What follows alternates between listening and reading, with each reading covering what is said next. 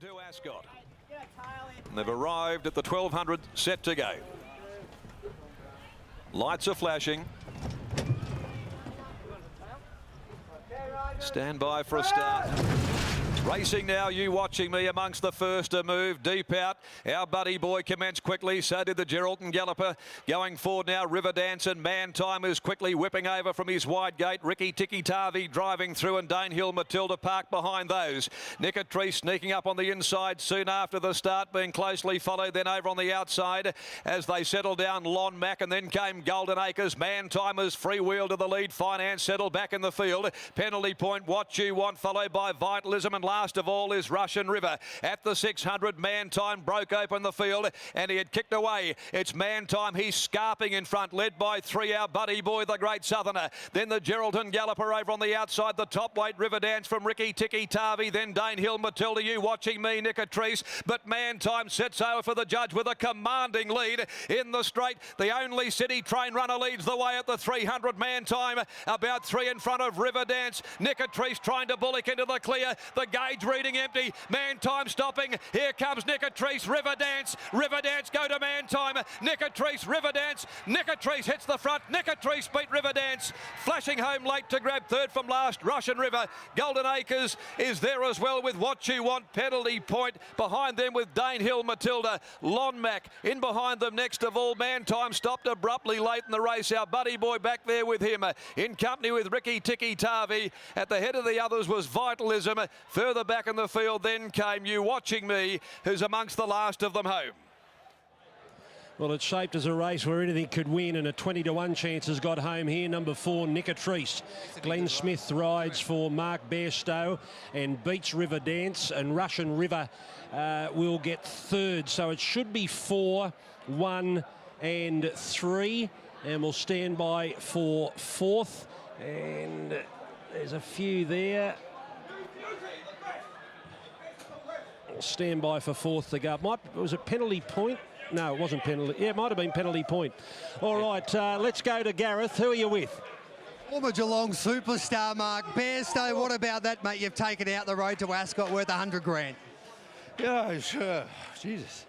I've won a Group 3 race in Melbourne, but I get great satisfaction out of this horse.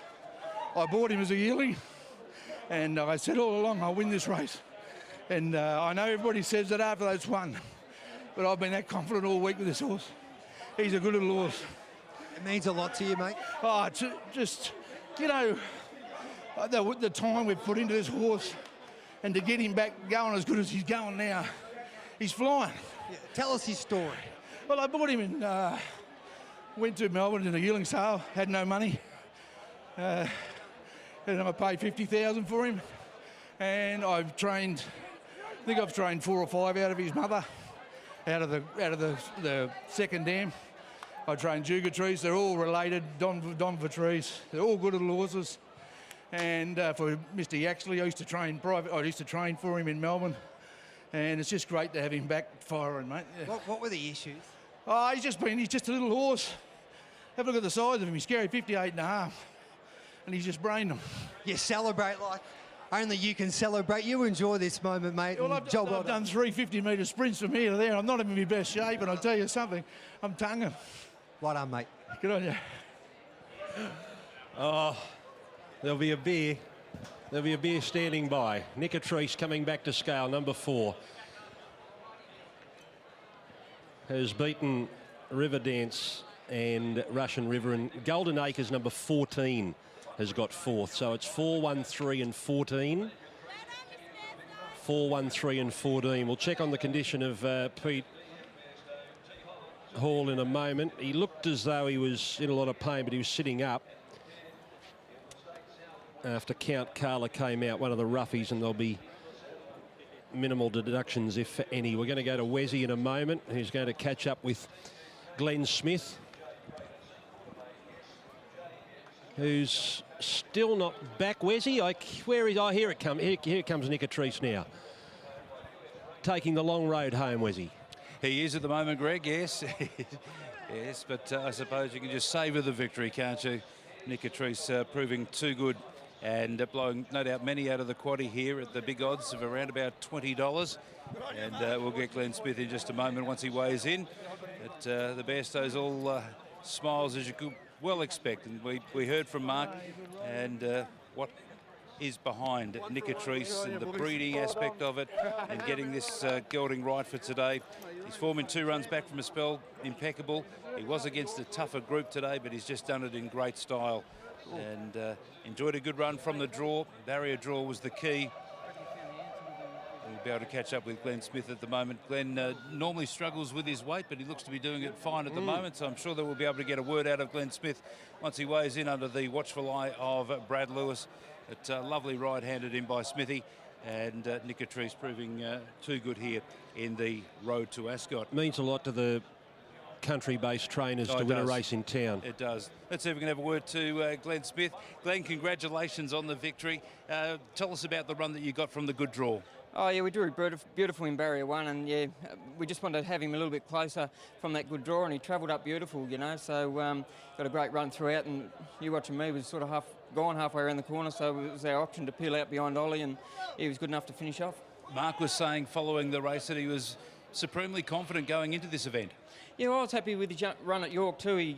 Since he's taken the blinkers off him, he's really found another bit of sprint back in his old legs, you know. So I was banking on that and the good draw that we'd get a nice run, and yeah, just hoping he was good enough. It obviously wasn't a tough decision choosing Nicotrice in this race. Oh, it was. The manager rang and I stewed over it for about 20 minutes, and I just looked at Russian River. He hadn't won under 1,300 metres, and this horse, I reckon, it's probably his pet journey, and he drew the 1 early, so we knew he was going to get a great run.